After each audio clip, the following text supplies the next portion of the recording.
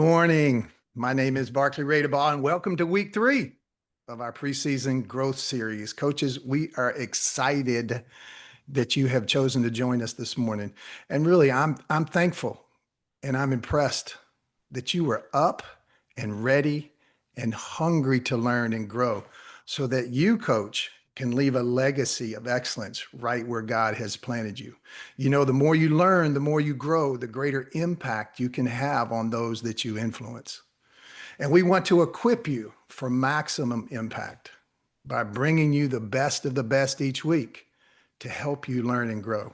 Last week, we talked offense with Lenny Acuff, one of the best. And this week, other side of the court, we're talking defense with Justin Gainey, one of our nation's very best. Good morning, Coach Gainey. Barclay, good morning.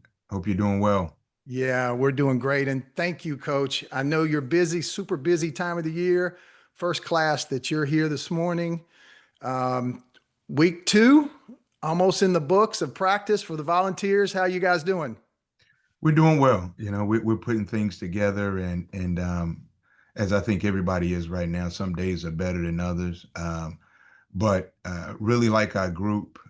They've been really coachable. We've had them for a while now, since this summer, and excited about what the future holds and the growth and potential that we see. Yeah, absolutely. Year stacking year on top of year on top of year there in Knoxville. After Coach Gainey finishes, stay connected with us for our Nations of Coaches character moment with our regional director from Pennsylvania, a terrific speaker. Love him, Billy Dunn. Let's get, most of you know Coach Gainey. Great name all throughout college basketball. Wife Courtney, 3 sons, Jordan, Jason, and Jackson. Coached against, when I was the head coach at Charleston Southern, coached against Jordan. He played for a terrific head coach there at Upstate, USC Upstate, and Dave Dickerson. And it must have been a thrill, Coach Gainey, to coach him for 2 seasons at Tennessee. Yeah, it was exciting. It was fun. And I would say it's probably more fun looking back on it, reflecting Right. on it. Because when you are coaching them, separating the dad and the coach can be tough sometimes. And, you probably had to be coached more times than not, just to make sure he got the best out of you on that side. But looking back, it was truly a blessing and something that our family will be able to cherish for the rest of our lives. Forever and ever. And I know he's excited about his rookie season as a professional. Coach Gainey had an incredible playing career at NC State and is still recognized as one of the very best point guards in NC State basketball history. Coaching stops at NC State, Elon, App State, Marquette, Santa Clara, and Tennessee, and Arizona, and now at Tennessee, where he's currently the associate head coach and defensive coordinator. 109 wins in his 4 seasons at Rocky Top. Wow. That's all I need to say right there. But even more impressive, or equally impressive, Tennessee has ranked 1st, 3rd, and 3rd in adjusted defensive efficiency during Coach Gainey's time as their defensive coordinator. Those are unbelievable numbers. And great defense, 109 wins. It's amazing how those 2 things go together, right, Coach? So, Right. Hey, coaches, let's get our pens out, papers out. I say it each week. We are thrilled to have Coach Gainey here, and let's learn. Let's grow. Let's learn today. Coach Gainey, take it away. Thanks, Barclay. I really appreciate that. Man, 4 years going into season 5 right now. It's the longest I've ever, been anywhere. So I just truly a blessing and honor to be here and to be working for Coach Barnes, who is, one of the best coaches this profession has seen. And so first, I just want to thank, the Nation of Coaches for allowing me to, share with you guys this morning.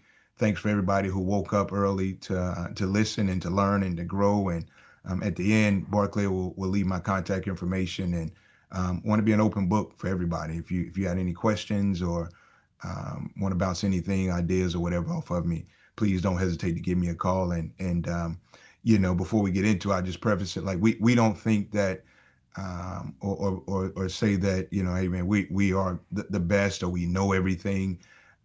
We've just been been able to coach some really good guys that and instill in them the importance of defense, and they've bought into what we do, and we've made a lot of mistakes along the way, and through those mistakes we've been able to grow and learn and just try to figure different ways out to do different things. And but on a consistent basis, what I would say is, from a detail standpoint, we're very detail oriented, and every detail of our defense is something we work on pretty much on a daily basis. And so right now, I'll share my screen with you.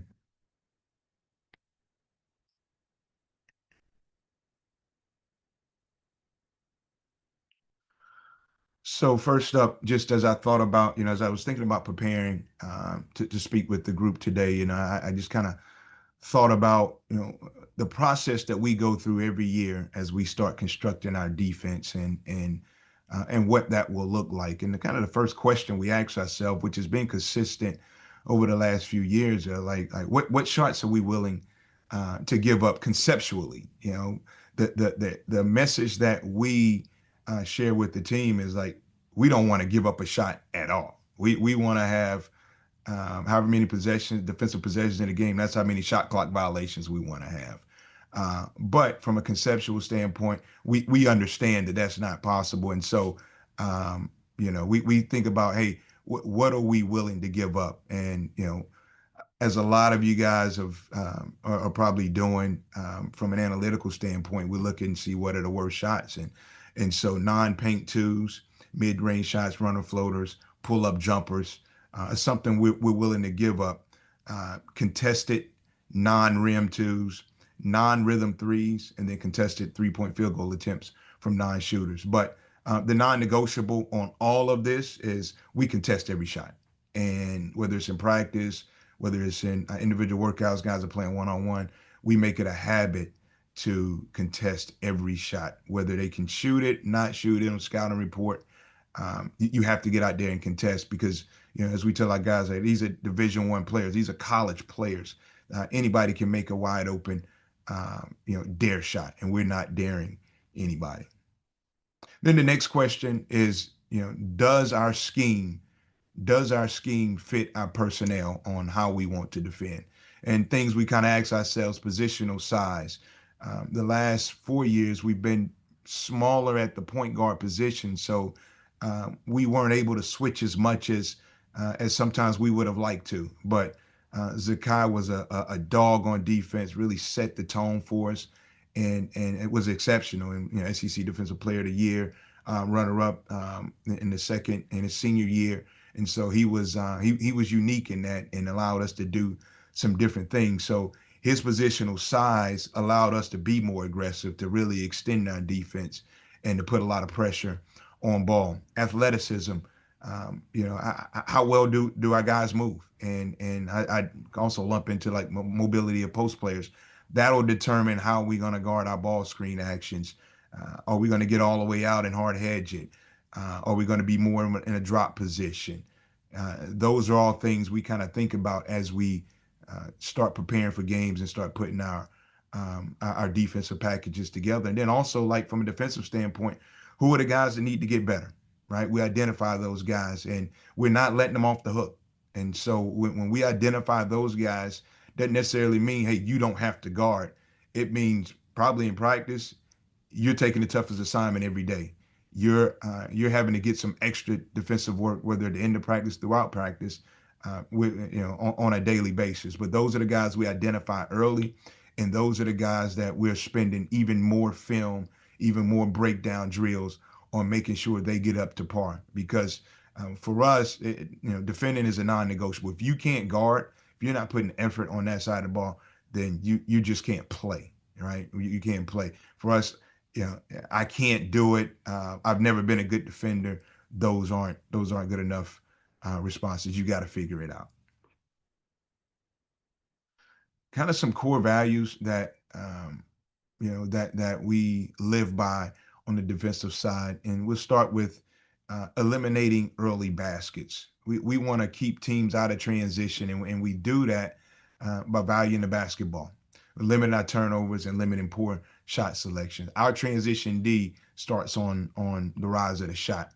And when that shot goes up, we want to have a relentless mentality on that offensive backboard. We send 4 to the backboard and we get 1 back. And our thought process is if they got to box out, then they can't leak out and get out in transition. And as good as offenses have gotten, over the years, if you're just lining up and playing in the half court, it makes it really tough, right? It makes it really tough on us on the offense to score. That's what we want. We want offenses to have to play us in the half court. And so eliminating that transition, if we can do a good job there, puts us in a much better chance to get a stop. And then on transition, we really focus on those first 3 steps: getting out, running, getting back, getting turned around, and getting matched up. Protect the paint, protect the rim. We play in our gaps. So we want to be early in our gaps. We want to be active in our gaps, making plays within the gaps. Out of the gaps, elite closeouts. And I'll show you what I'm talking about when I say bear hug on the closeout. So we'll come out with a high hand, but then we're going to hit and pop back, break down, and bear hug that defender. We don't want to give them any angle to the basket. You got to square them up, keep your back to the basket, and we're playing them straight up. And then you got to guard the ball. Take pride in guarding the ball. Take pride in keeping your man in front of you. Yeah, we have gap help, but you got to take pride in not needing any help. Clear and consistent communication, early talk, and then there's no debate. Once the big calls the coverage, there's no debate. Whether he was right in the call, wrong in the call, it doesn't matter. He called it out. He called it early. You heard it, guard. There's no debate there. Same with switches. Same with rotations. There's no debate. The guy makes the call. The player makes the call. We live with it. We'll talk about it on the bench of whether it could have been better or what we could have done better on that. But on the moment, on the fly, there's no debate. And then the last thing is just finishing possessions.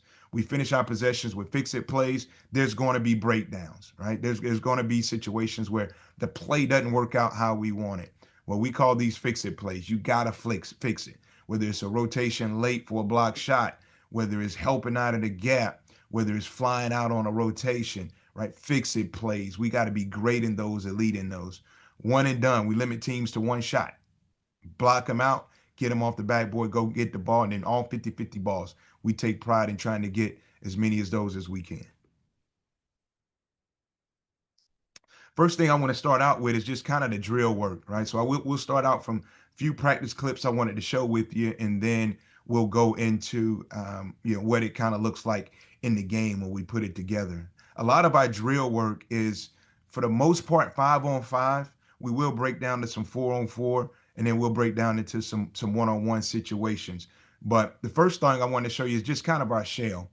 And as you look at it right here, it's just your typical 4-man shell, and we'll align our guys in different positions. But right here, you can see we're going to be working on our closeouts, okay? And with all of our guys, you see the bigs on the back line, that's how you should look, right? We're in the stands. We put a big emphasis on getting your hands out. This year, we have a really big team, and we feel like, having our hands out kind of gives the optical illusion of that there's not as much space on the court as there is, right? And so we want to take away passing lines, vision lines, and we feel like by having our hands out when off the ball really helps with that. And so Felix and Igor on that back line are perfect. And what they're in right now, we call it pinch stand. So if a man is in the deep corner, we're not in our gap, higher in our gap. We're more in a pinch stance, and we're ready to make a play out of that gap. And I'll let this clip kind of roll. But what you'll see is on the closeout, Zakai does a great job of hitting with high hands, popping back, and bear hugging the offensive player.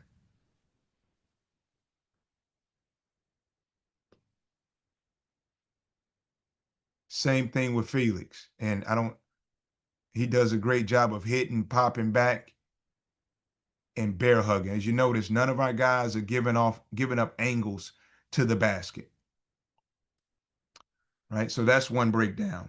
Next one is, when I talked about recognizing who are the guys that's got to get better on the defensive end.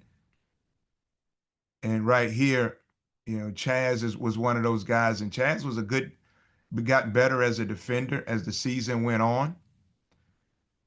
And what we would do with him on a daily basis is make him guard a lot of different actions that we know he would see. And as a guy that, we were relying on to score a lot, we understood the defenses were going to be attacking him. And so this is one action that we would put him in and make him guard and, for whatever, 15 seconds or until the offensive player got a good look at it. And his clip is a little choppy.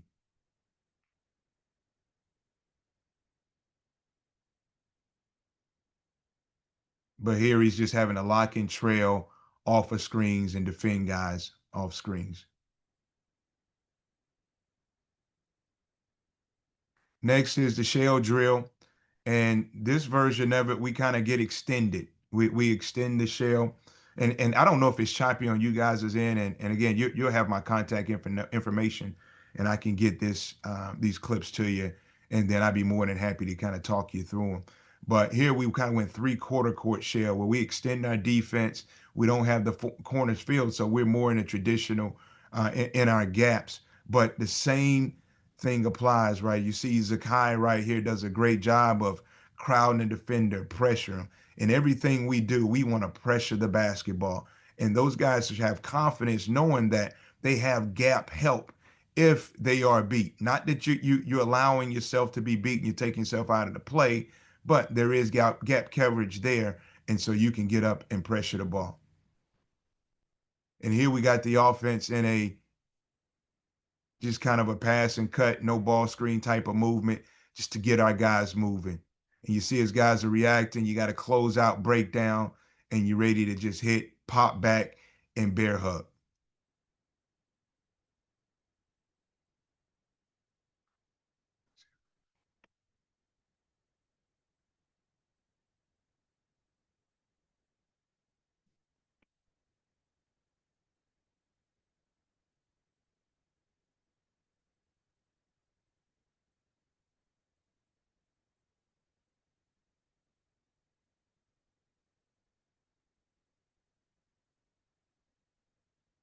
So I think you get hit. Next drill we call the mind drill. So we talked about fix it plays, making fix it plays. This is one drill that helps us one build communication between the group, build confidence that we know that the guys know that they have each other's back, and so it's a 3-on-4 drill. We having to constantly rotate, and we put 8 seconds on the clock, and guys have to rotate and finish the drill with the contest.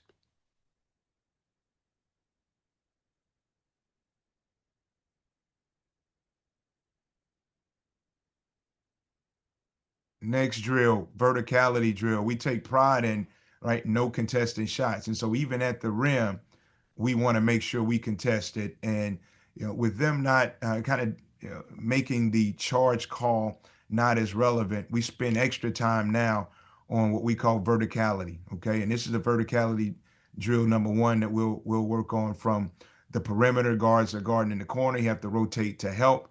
And now you just got to go straight up and make the offense finish over the top.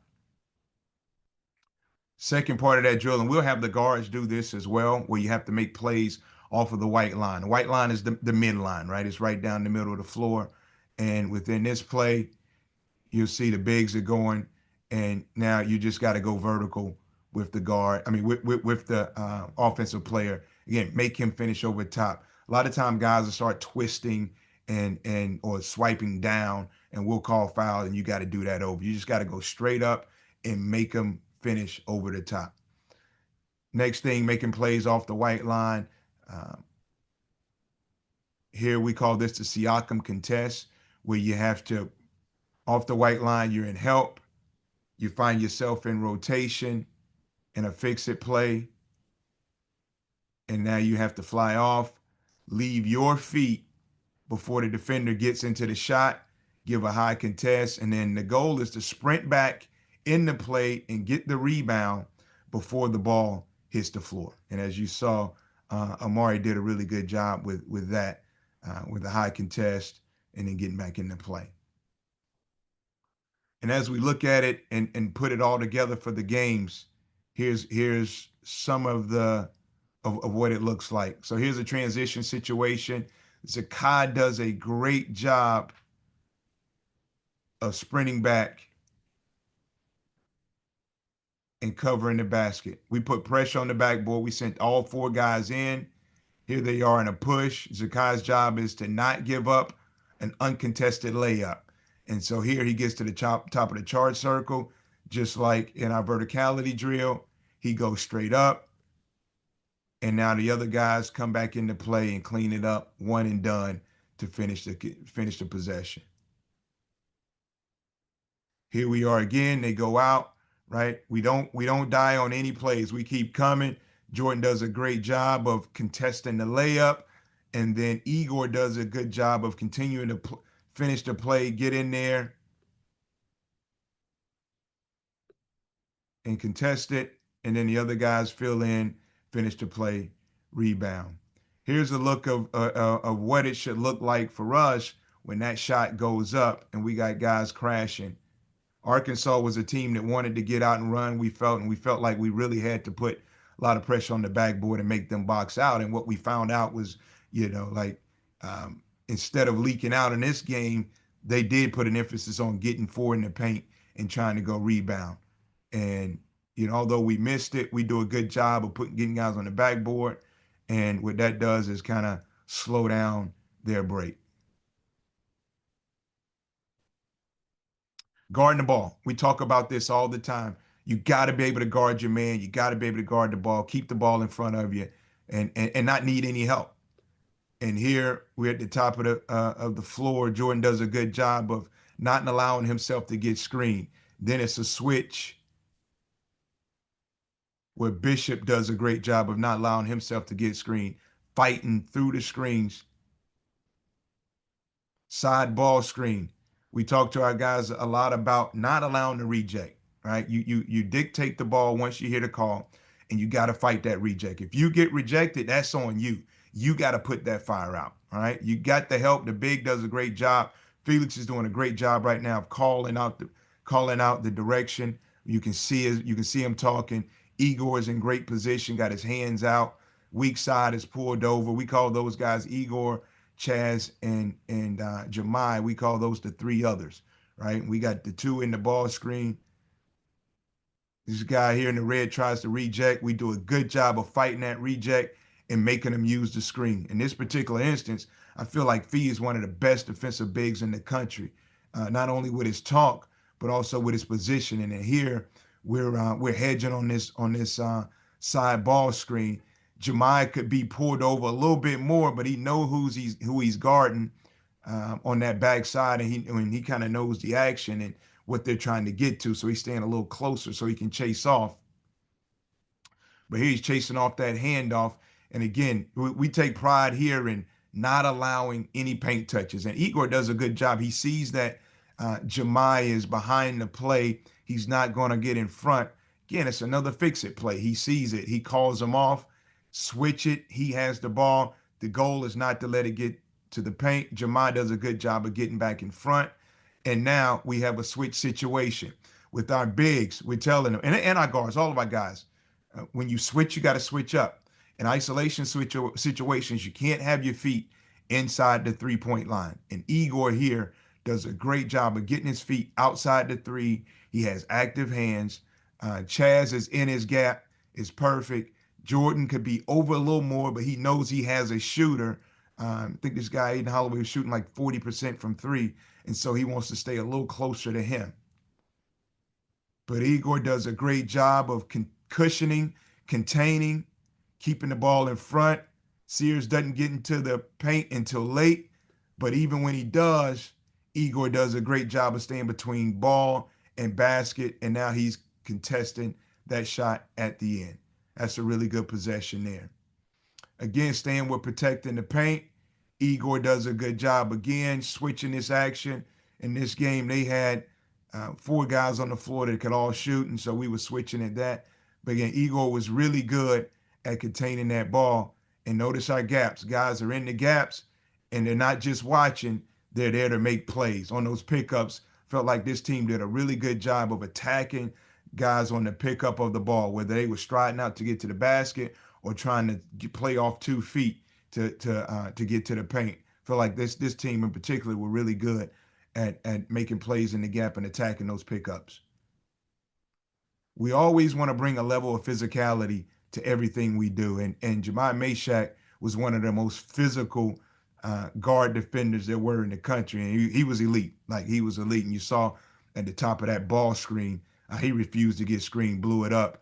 And then Chaz did a good job. And he grew a lot in this area of swiping on this DHO, right? And we want to run guys off of this as much as we can, not only with our body, but we also talk about that the hand closest to the ball, also using that to swipe to deter the offensive guy from being able to come off that handoff clean and take it. And then you see Jordan's in a really good gap position there to help take away the paint on his handoff. But Chaz does a great job. Jemai does a great job of being up on the ball, and then he's just taking it. Communication is key, because during the flow of the game, yeah, we want to play possessions a certain way, but we always give our guys the option of, if they see something and they feel something, to react to it, and they can communicate it out. As long as they communicate it out, we're good with it, and we can talk about it later.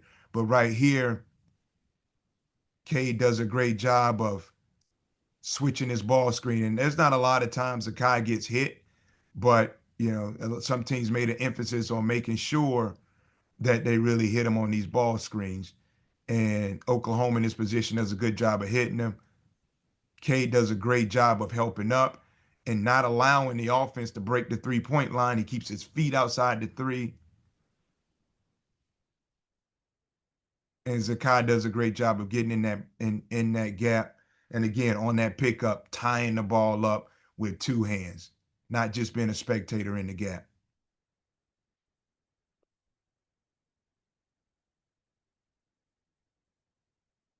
Yeah, right now, Darling Stone is playing at the 4 spot, and he switched the ball screen.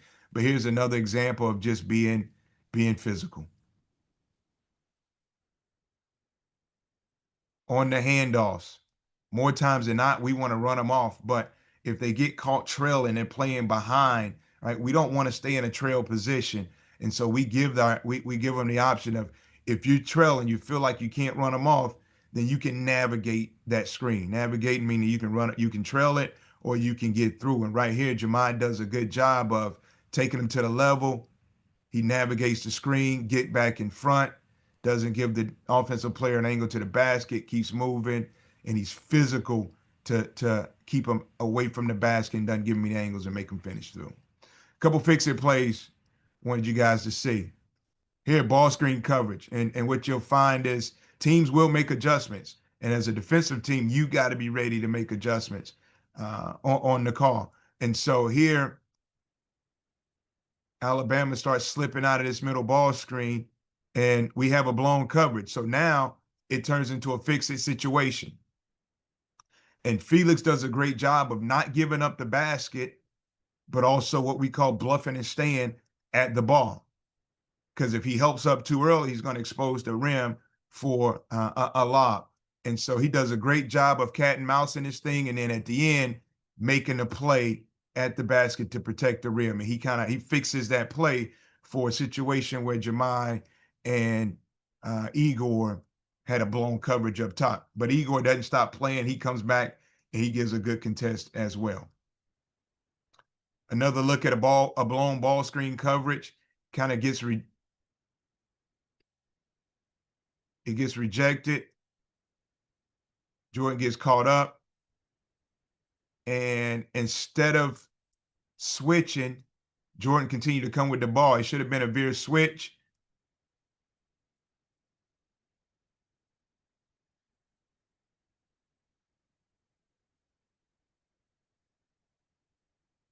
So it's a blown coverage. Darling Stone, great job being on the white line and just making plays, just fixing the situation. And guys continuing to play, continue to make plays, and I love the bench reaction. Active in our gaps. Good job here by Zakai.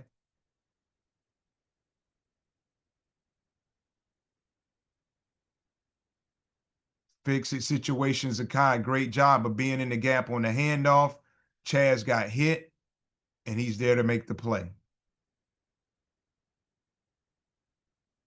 This kind of combines verticality and fix it. Igor wasn't as much as a rim protection, as much as a shot blocker at the rim as Felix was. But here he is in this situation, playing the white line, does a great job. And again, this is things we drill every single day. Good job of going vertical there. And then here's an example of the Siakam drill in a game. Again, another fix-it situation. Not great in transition, get the ball stopped late, but Cade taking drill the game, leaves his feet early, and is able to get to that Siakam situation. Underneath out of bounds. We want to be disruptive. Per Ken Palm, we were one of the top teams in underneath out of bounds defense, Ken Palm and Synergy. And we would mix up our looks underneath out of bounds just to kind of keep teams off balance. Here's one possession of where we call it hot. It's where we switch everything underneath out of bounds, and based on personnel, based on the game, is when we dictate when we want to get to this package. But it's been really good to us. But the thing we've learned is, one, you got to have huge activity on the ball, and you got to have mobility on the ball. And whether that's your 5 or your 4, having size that can move and anticipate is huge, because we ask him to clean up a lot. He's the main fix-it guy in this situation, because he's got to make the vision of the inbounder really, really tough. And Felix in this clip is doing an unbelievable job of making it tough for that inbounder to see. On the backside, the guys that are guarding the players inbounds, their rules are: you got to talk, you got to touch, and you got to take before you switch anything. And so these guys do a great job of here coming together on the inside. Jordan and Chaz, great job with the hands of being out. And then Jemai under the basket, his physicality, because they'll run guys into the paint and try to be physical. You gotta be physical, gotta stand them up, gotta fight, but also just watch Felix, his activity, his active hands. In this situation, guards are going to get called on bigs. You got to be ready to fight, got to be ready to rotate. And Zakai does a great job of covering down and being ready to take that away. But these plays energize our team, give the guys confidence, and ramps up the tenacity. Here's another alignment. Again, we'll talk about this a lot in scouting, but the big thing with that is, like, because when you go into that package, you're going to see a lot of things from the offense that might not have seen a lot doing on film or in scouting. And so it's important that our guys are talking, are touching, are taking. Then the last phase I wanted you guys to just kind of take a look at is, from accountability, right? And so we talk a lot about being an elite defensive team, but in order to do that, there has to be some level of accountability. And our guys understand how valuable it is to be really good on defense, because offensively, you're going to make shots some nights. There are going to be some nights you can't buy one, but you got to be able to count on that defense every single night. And we developed an accountability system that we talk with our guys every day. We show them after every game, and in practice, we're talking about these numbers. And as you see on this page, this is an example of a post-game defensive efficiency rating that we'll show our guys. And so if you look at the top where it says up under defensive efficiency rating, the 0.903 shows where we are at that given moment at that point in the season. And so heading into this Kentucky game, we were at a 0.903, which we labeled as green, is where we want to be. In this game, we lost the game 78-73. Kentucky had our number during the regular season.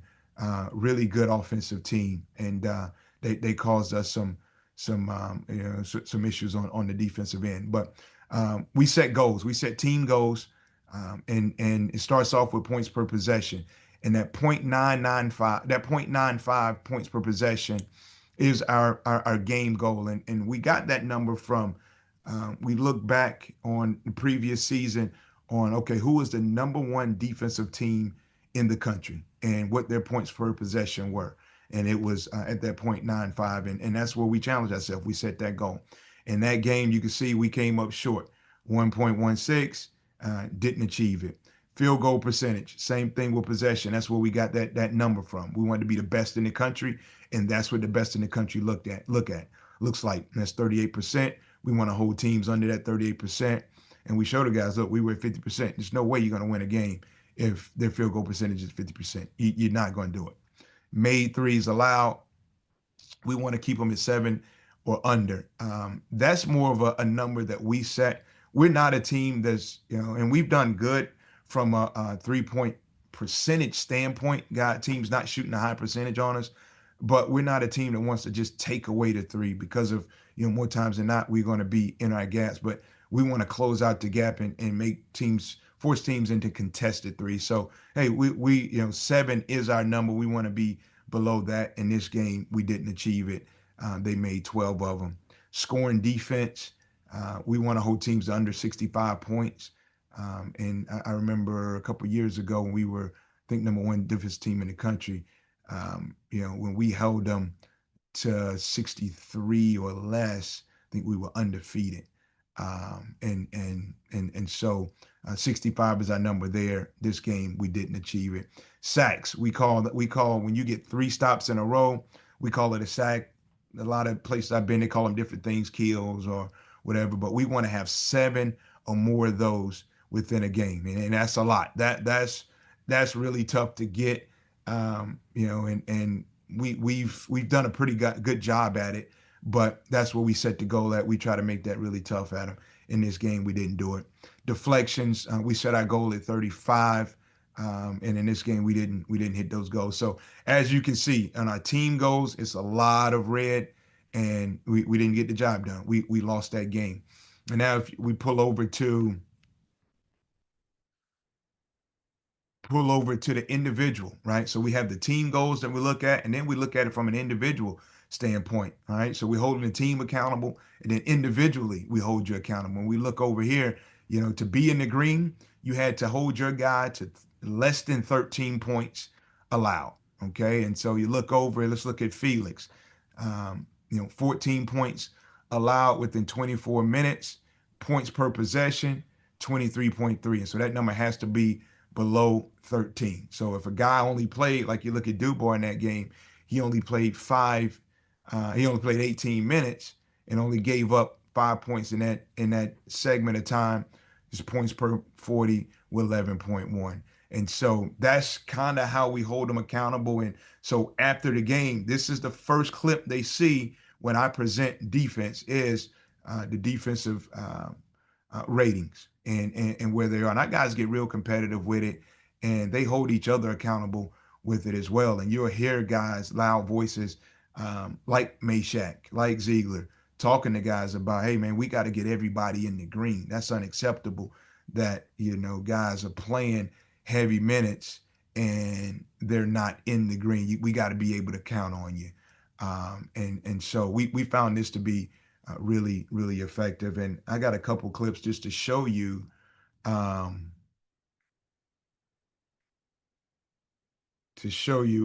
we grade it out.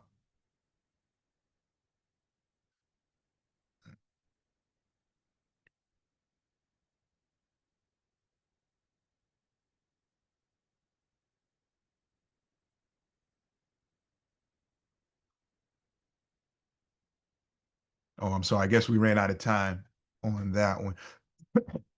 But sorry about that, Barclay. I think we ran Oh out of man, time. It coach. kicked me out. But yeah, so on that, what it is, it's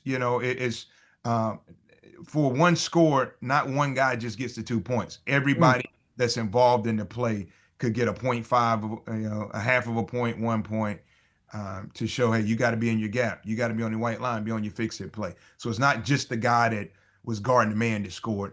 it's a whole team effort to get stops. Yeah, Coach Gainey, thank you so much. Just a couple questions. You're so Yes. physical at Tennessee.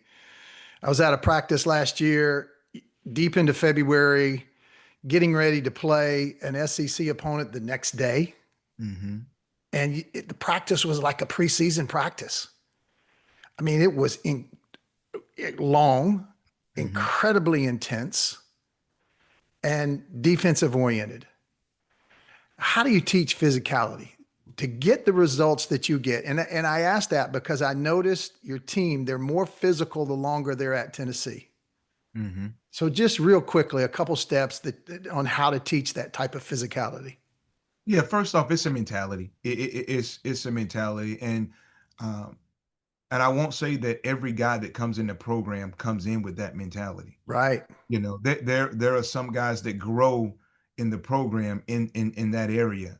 Guys like Jemai Meshack. I mean, you look at him, and I mean, he physically put together, but he had a physical mentality. But then you look at other guys that came in that might not have had that same makeup.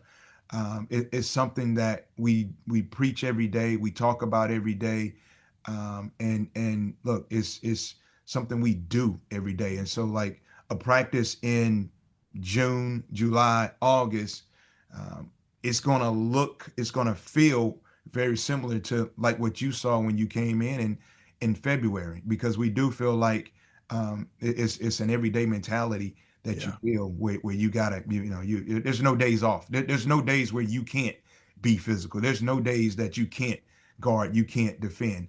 And if you kind of pick and choose, hey, today's going to be an offensive day, today's a defensive day, we're not going to hold your Mm, feet to the fire on defense, then you get that inconsistency when it comes to the game. So Coach Barnes is big on, we're going to bring it, we're going to build that mentality every single day. yeah. Quickly, coach, regular practice, how much time on defense? Um, Man, I would say from a drill standpoint, you're probably looking at 20 to 30 minutes a day, I'd say, from a Mhm. drill standpoint. But we play a lot, we get up and down a Yeah. lot, and within that, you're held accountable defensively. If there's a breakdown, if there's a blow by, if there's not a contest, um, you're held accountable, whether it's with the down and back, whether it's with a Versa climber, whether it's with ropes, whether it's with push-ups. Nothing slides defensively when we get out of a defensive, quote unquote, defensive drill. Everything we Yeah. do is defensive minded. Everything we do is a defensive drill. Every 5 on Yes. 5, everything we do is you're thinking, hey, I got to get a stop. I got to defend. Yeah. I saw that. I saw that. Coach, thank you. I know you're busy. Thank You're right you. in the middle of practice, preparing your team. Uh, thank you. The information was incredible. Extra defensive work. I learned so much. Forward to the glass, one back, under out of bounds. I love that. The touch, talk, and take is a great teaching cue. Your certainty in what you teach, the cushion to contain. I love the terminology of bear hugging. Fix it. I love that terminology. You guys are first class, coach. You're first class. Thank you very much. Billy Dunn is our regional director in the state of Pennsylvania and does an outstanding job for us. Billy, Barclay, great to see character, you. NOC character Yeah. moment. Take it away. Coach Gainey, I'm ready to play D right now. I'm going to go out into my hallway and do some defensive slides. So Let's go, thank you so Billy. Let's much. let's go. Let's hey, make sure you do it physically. All right. Yeah, there Defensive we go. side with physicality.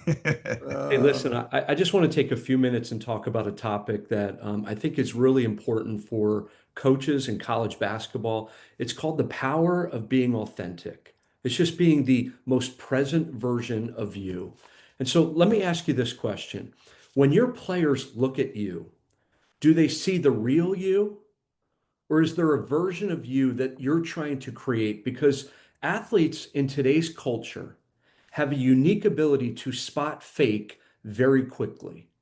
And I think some of that is just the way, youth basketball has developed. They can spot fake very quickly. But what they long for from us is authenticity. And what authenticity does is it grows that trust meter.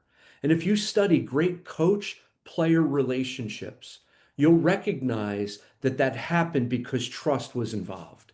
A couple of years ago, as the character coach at a Division I school here in the Northeast, we had a player who was a freshman, was still trying to find his footing on the campus, went home at Christmas. And when he came back, I was like, oh man, how was Christmas? It had to be great. And for him, it wasn't. Because when he went home, it was hard because some of his friends felt like taking the scholarship that he took, coming from Chicago, that he had kind of sold out. He was going through some hardships at home and didn't have his footing quite yet on the campus that I was working with. And I think what he needed in that moment was not ways to push him more, rebound better, be more of a defensive presence. What he needed was a modicum of trust. He needed to know that somebody was in his court.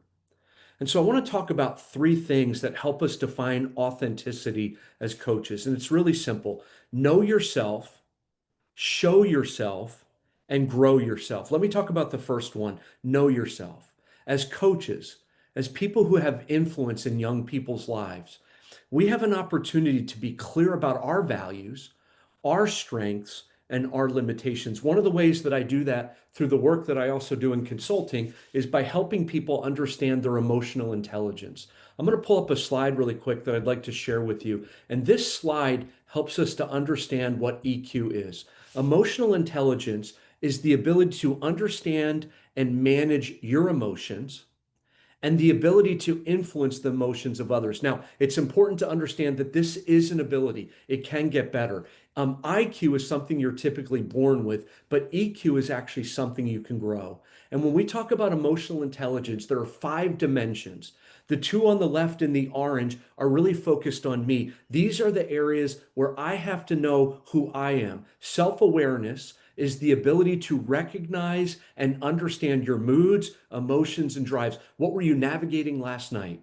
How hard was that loss in the way that you're now being present with your team? It doesn't mean that you can't be hard. It's that you're aware of what you're doing. And then self-regulation is to take those things and actually control them, or the way I like to describe it is to redirect disruptive impulses and moods so that you can actually be clear about thinking in what you're doing. The second part of it's in the purple, and that's your ability then to understand the emotional makeup of other people and how your words and actions affect them. And then social regulation is the ability to influence the emotional clarity of others through the proficiency that you have in managing and understanding other people. We actually do a whole assessment on this, and understanding your emotional intelligence in 2025 is one of the 2 core characteristics of what it means to be authentic. And so if you want to see that, I'd be happy to share that with you later. But number 1, know yourself. Be clear about your values, be clear about your strengths, and clear about your limitations. Number 2 is to show yourself. Don't just coach skills. Share your story, share your struggles, share your faith. Talk about those things. A couple of years ago, the Harvard Business Review did a complex study. And what they wanted to find out is what made CEOs really unique. Now, most of us would think, oh, they're successful. Look at how much money they've driven. But what they found in this article was this, that everybody knows your success. But to get to the deeper heart and the trust of coaching young people, it actually begins by sharing our weaknesses, by sharing our struggles. I grew up in a single parent home. My dad left when I was 6. By 8th grade, we were on welfare, living in low income housing, and my mom had a gambling addiction. And what happened is I went from that scenario to becoming a hero in our home. Well, that started to catch up to me. In my early 20s, I started to realize that this word shame was nipping at my heels. And I'll just say this, Dr. Kurt Thompson has written 2 terrific books, but as coaches, you should know at least one of them. The book is called The Soul of Shame. When I finally read this book, I had the nomenclature, I had the words to understand what I was going through, right? And so you can know yourself and you can show yourself. Don't just coach the skills of what it means to be in the best defensive position. Coach the heart as well.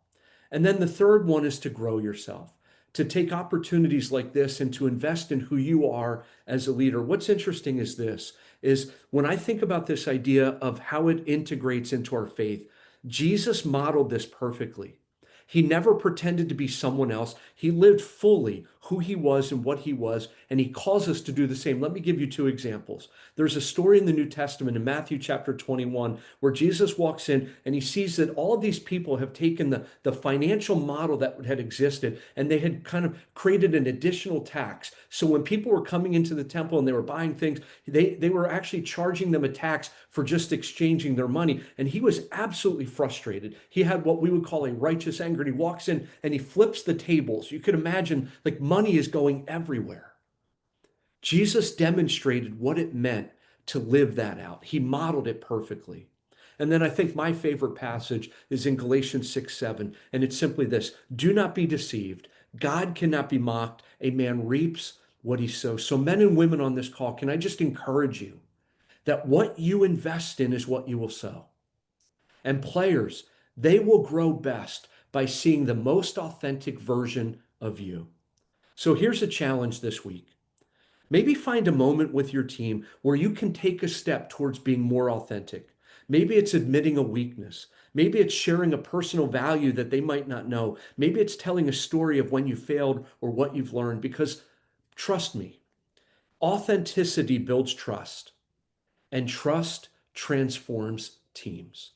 So whether it's developing a defensive presence, an offensive presence, being the best rebounding team, understanding your defensive ratio of being under 0.6090, whatever it is, I promise you this: one of the skills that as coaches we can muster and we can develop is being authentic, because authenticity builds trust and trust transforms teams.